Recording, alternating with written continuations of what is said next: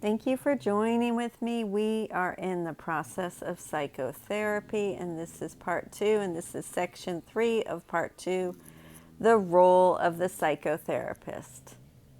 The psychotherapist is a leader in the sense that he walks slightly ahead of the patient and helps him to avoid a few of the pitfalls along the road by seeing them first. Ideally, he is also a follower, for one should walk ahead of him to give him light to see. Without this one, both will merely stumble blindly onto nowhere. It is, however, impossible that this one be wholly absent if the goal is healing. He may, however, not be recognized. And so the little light that can be then accepted is all there is to light the way to truth. Healing is limited by the limitations of the psychotherapist, as it is limited by those of the patient. The aim of the process, therefore, is to transcend these limits. Neither can do this alone, but when they join, the potentiality for transcending all limitations has been given them. Now the extent of their success depends on how much of this potentiality they are willing to use. The willingness may come from either one at the beginning, and as the other shares it, it will grow. Progress becomes a matter of decision. It can reach almost to heaven or go no further than a step or two from hell. It is quite possible for psychotherapy to seem to fail. It is even possible for the result to look like retrogression. But in the end, there must be some success. One asks for help, another hears and tries to answer in the form of help. This is the formula for salvation and must heal. Divided goals alone can interfere with the perfect healing. One wholly egoless therapist could heal the world without a word, merely by being there. No one need see him or talk to him or even know of his existence. His simple presence is enough to heal.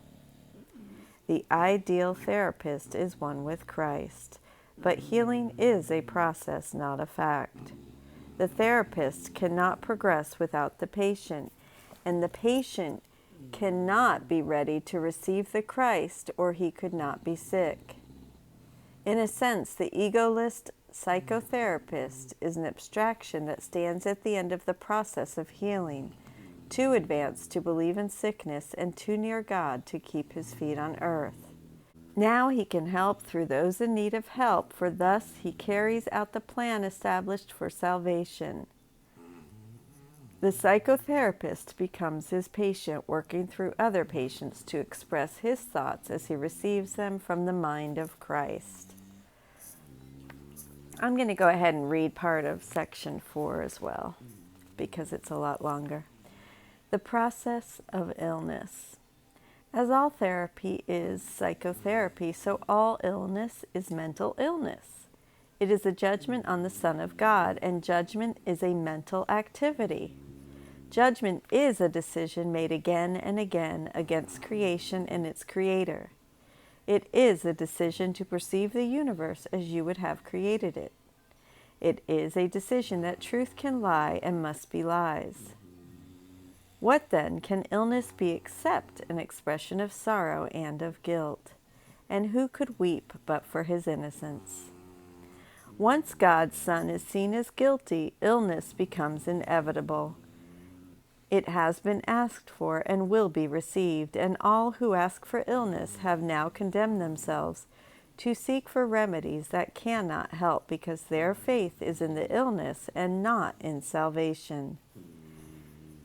There can be nothing that a change of mind cannot affect, for all external things are only shadows of a decision already made. Change the decision, and how can its shadow be unchanged? Illness can be but guilt's shadow, grotesque and ugly, since it mimics deformity. If a deformity is seen as real, what could its shadow be except deformed? The descent into hell follows step by step In an inevitable course, once the decision that guilt is real has been made. Sickness and death and misery now stalk the earth in unrelenting waves, sometimes together and sometimes in grim succession. Yet, all these things, however real they seem, are but illusions. Who could have faith in them once this is realized? And who could not have faith in them until he realizes this? Healing is therapy or correction, and we have said already, and will say again, all therapy is psychotherapy. To heal the sick is but to bring this realization to them. The word cure has come into disrepute among the more respectable therapists of the world, and justly so. For not one of them can cure, and not one of them understands healing. At worst, they but make the body real in their own minds, and having done so, seek for magic by which to heal the ills with which their minds endow it. How could such a process cure? It is ridiculous from start to finish. Yet, having started, it must finish thus. It is as if God were the devil and must be found in evil. How could love be there, and how could sickness cure? Are not these both one question?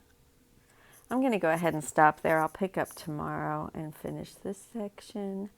Have a beautiful day, and I will see you tomorrow. Thank you so much for joining with me in the process of psychotherapy. We are in section 4, the process of healing. I will pick up on paragraph 5 tomorrow. Thank you for joining with me. Have a beautiful day. I love you.